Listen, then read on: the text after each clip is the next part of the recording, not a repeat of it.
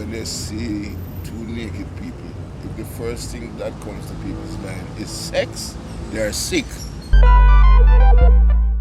The park this year celebrates its 20th anniversary, so it has been in existence for 20 years, a generation.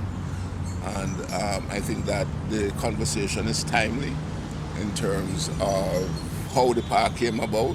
One, to commend the workers who have not only established the park, the individuals who design the park, the individuals who maintain the park, but also to recognize it as an iconic signature place in Kingston, which has now become a main feature, a main attraction for tourists, visitors, and Jamaicans alike.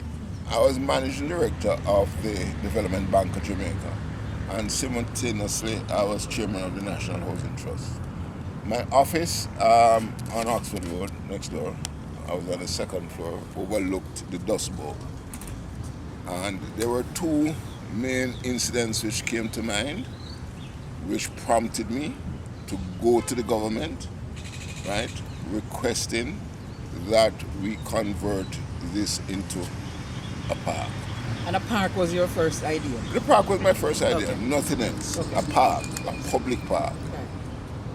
And the two incidents were, they had a circus here, and I saw them bathing an elephant.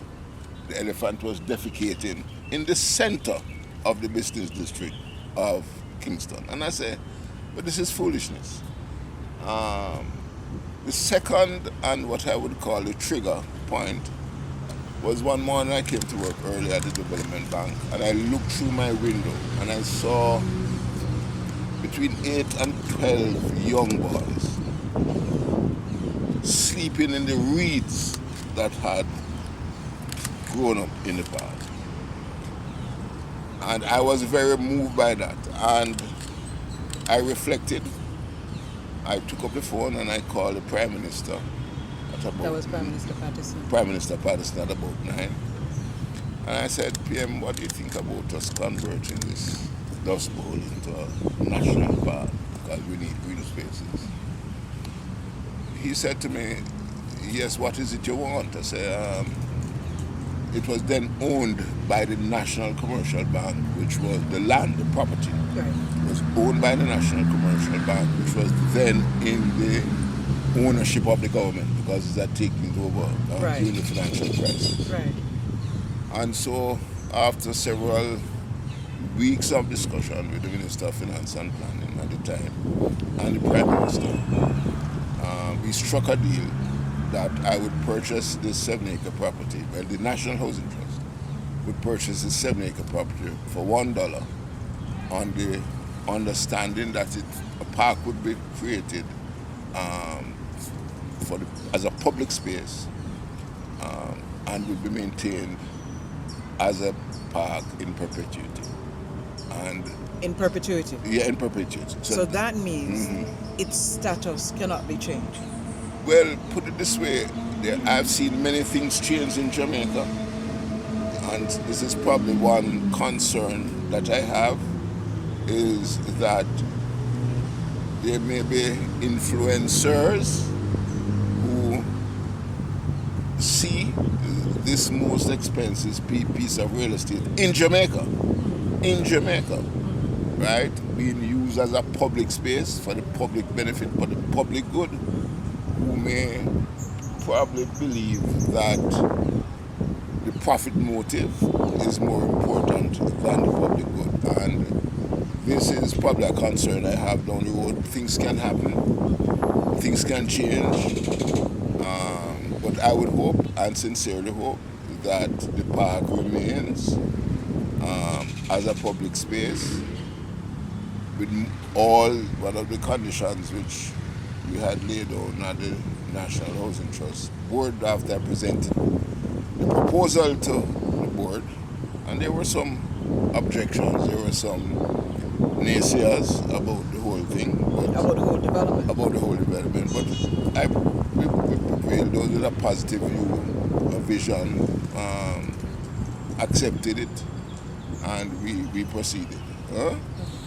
So let us assume that it will remain. Right. It has served a useful purpose. Most cities in the world have green areas. We hardly have any. And it is very, very important for us to maintain public spaces where individuals can come and relax, reflect, right? And I think that if a decision is taken to revert the park to a commercial or residential development, that there will be a massive outcry. So at least the people, I believe, would speak, and that would prevent any change from taking place.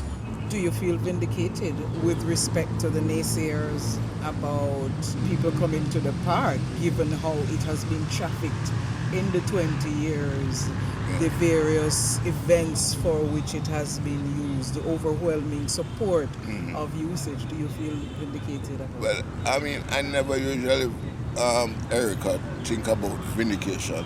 One of the things is that if you have a vision, you have traveled.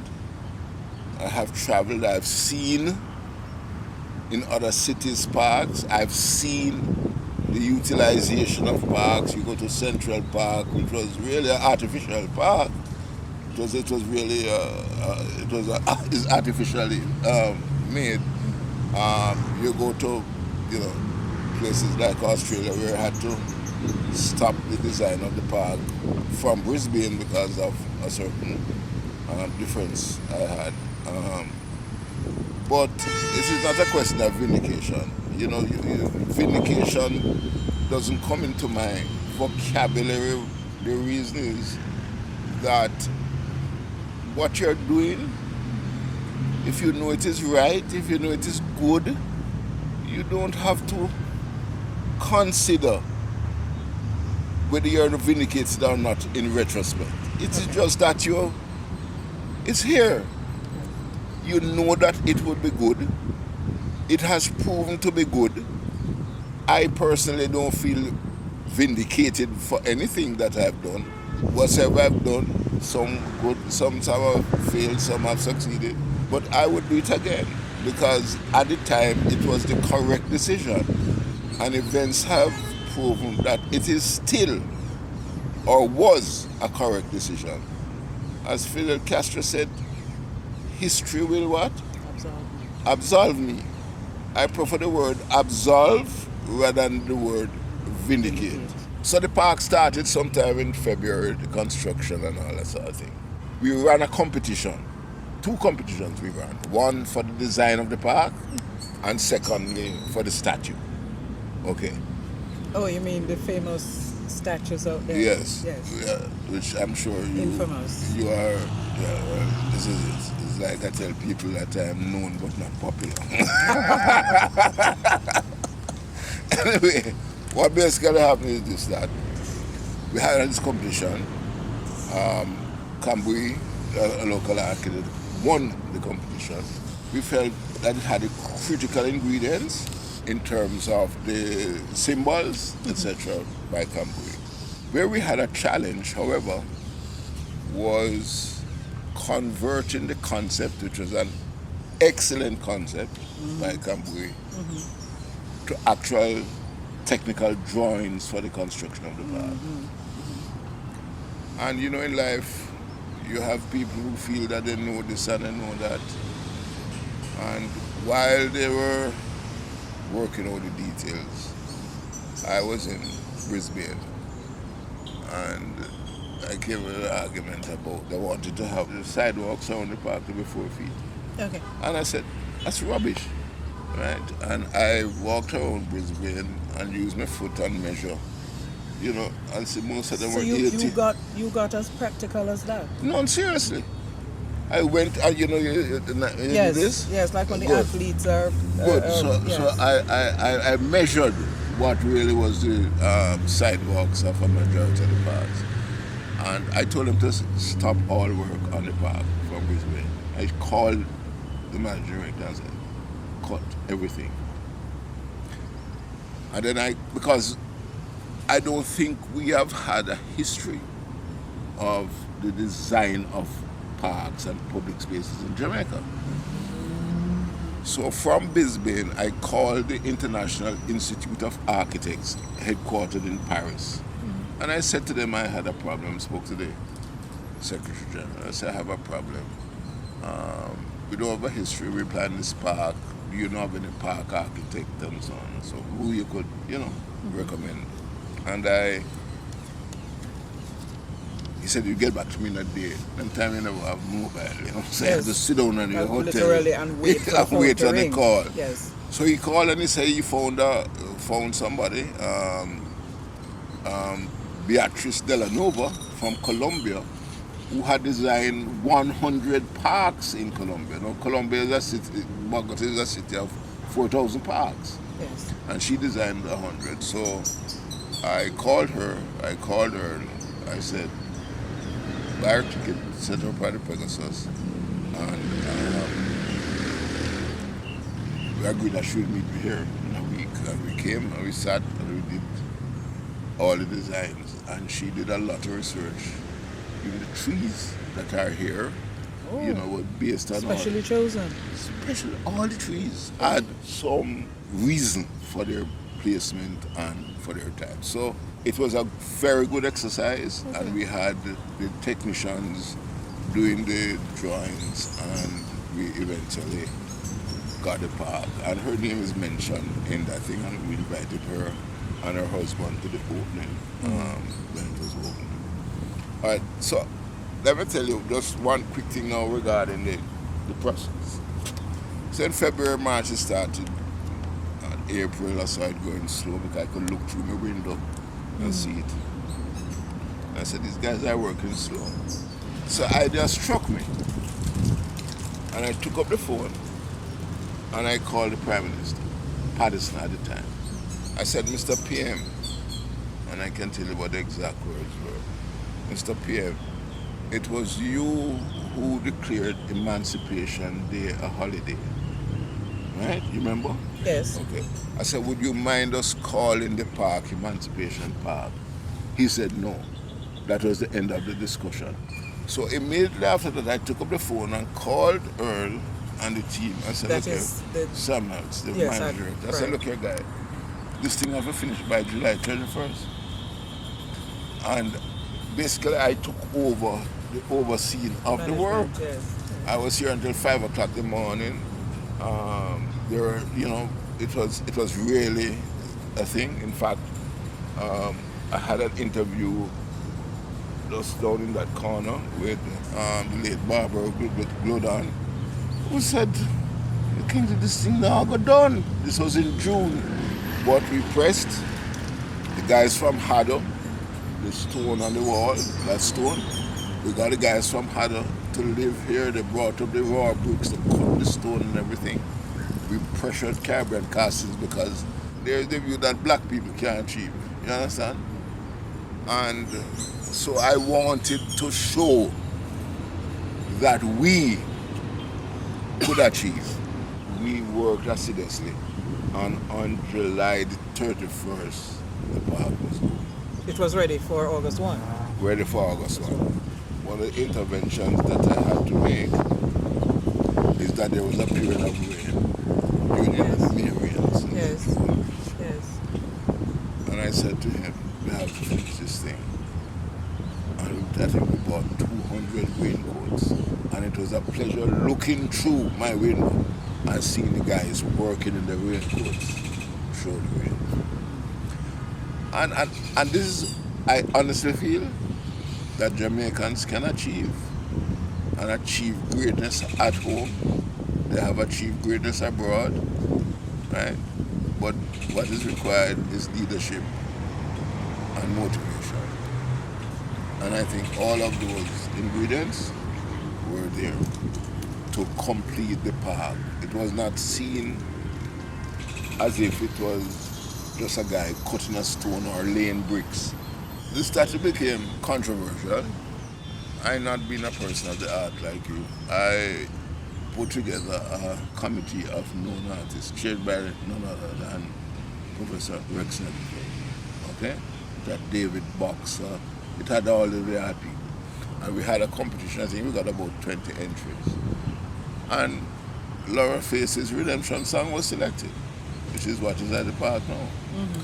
So a year before that selection was made, we knew what it was looking like. We had banners all around the park showing that statue. The same statue that is out The here. same statue, but it wasn't built, just It wasn't banners built. showing. Okay. Nobody said nothing. So what basically happened is that we had a temporary thing there, which were of two naked persons. It was done for independence but not used.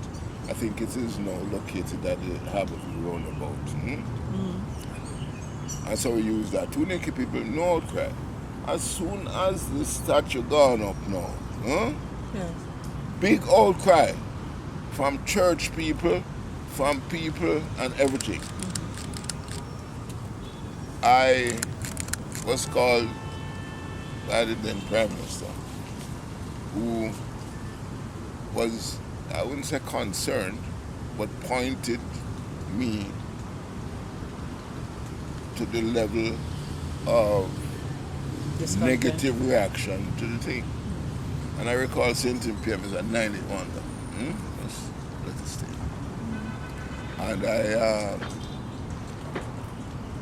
I was interviewed by the various radio station. And I said, look here.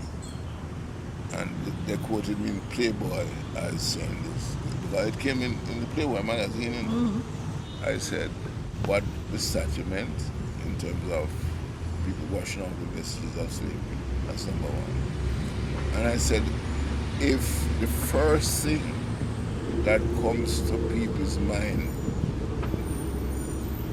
when they see two naked people, if the first thing that comes to people's mind is sex, they're sick. You know, and I know Playboy magazine quoted me on that. Because one of the things, and here again, I'm not criticizing everybody, when the furor started and everything about the thing, no member of any of the committees came to the defense of the thing. I was just the only one who had to be out there defending the decision. But I come from poverty, so it don't matter to me. I defend what I believe in, and that is the run-ins. What are the big ideas Jamaica should be occupying itself with now to bring on stream to get the economic development that we need to 60 years after independence? Okay, well, this is something that has been going through my mind. As you know, at age 60, most people retire. And after 60 years of independence, though there have been certain achievements, we can't deny, the level of achievement is way below that which has been achieved by other countries which started at a position way behind us, such as Singapore. And it is clear to me, having read and analyzed the situation, that one of the problems that Jamaica has faced over the past 60 years has been a lack of continuity in terms of programs, projects, and development. And this is not being critical of any one administration, because Mr. Seaga himself had 30-year development plans, 20-year development plans. And what I see that has really not caused us to achieve the level of development, growth, employment creation, social cohesion also, which is very critical, is that the leadership, political leadership, they think in terms of 5-year cycles. Somebody said to me the other day, Kingsley, we're in the 60th year, Jamaica's at a crossroads. And I said, no, you're wrong. We have passed that crossroads, a wrong road. And we have not had the courage to turn back and take another road. Because the road that we're on is clearly not a road for progress. It's not a road for improving the quality of life of the majority of people. There is I would say it's a veneer, Erica, of, I don't want to use the term, fear that they may be considered political. There's a veneer of prosperity, eh? That you see in the Benzes, you see in the Audis, you see in the BMWs, you see in a lot of big apartments going up. But that is not a true indicator of development. This is why I spearheaded the development of Highway 2000 as a major thing, which, well, one reporter, one of your colleagues said it was highway in the sky, that it couldn't happen. My doctor once came to my office and looked at some of the drawings. I followed him down to his car, and when the Portmore Causeway was built, he was traveling at the time. Called me. I said, "What, Kingsley? Did I come in Miami?" You know, the lights. And he said, "Kingsley, I have to admit to you, when you came out of the car and saw me, I was planning to refer you to some um, psychiatrist named Knight and Medical Associate, because he felt it was just a dream." And your newspaper, when I came up with the idea of Harmony Code, your newspaper, in an editorial, not a letter, an editorial, Erica, criticized me for dreaming. They said, "Kingsley, dreaming is not enough," when they looked at what happened at Balmar in the Bahamas, right? But you have to start with a dream.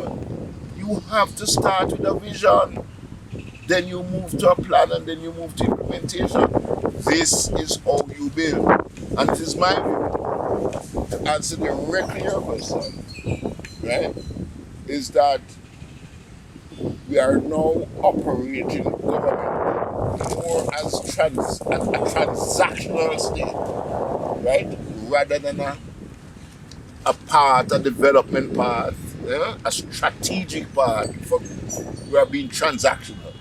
We respond and react to things. And that is my major concern with the future of Jamaica at this point in time. What is one thing that you have thought about in your pre-retirement, semi-retirement stage now that could be the catalyst for that economic growth? To even fund one of the health, for example. What is it that Jamaica could do, say, in the next 10 years that would give us the economic activity, economic growth that could fund the health sector to what we want it to be to respond to the needs of our people? I'll answer that in two ways. I think the geographic position of Jamaica, right, makes it an ideal center for transshipment activities, right, in terms of a transshipment port. The COVID pandemic has shown that there are significant weaknesses in the supply chain. You see what had happened in backup, stick costs, and then exacerbated by the war in Ukraine. And so it is my view that given the geographic position of Jamaica, development of our ports as a transshipment port, but not only because one of the 10 projects that I had submitted to Cabinet as Millennium Projects was development of Burnham Field. That was my idea. Okay. And I have all the documentation to prove it. It is now being pursued by the Airports Authority. It was to have a air cargo hub Because what is happening now is that what you call just-in-time delivery. Hmm? People don't keep stocks anymore. All right. So what we would do is have the port that will bring in everything in bulk, and then move it by air to the various destinations via rail. So it's That is number one. So all of that concept has been already developed and is there. When I was chairman of the NHC and all you and that was a long time ago. So all of that concept is was there. there, It's and there. It's there. and we are now They're just picking it up.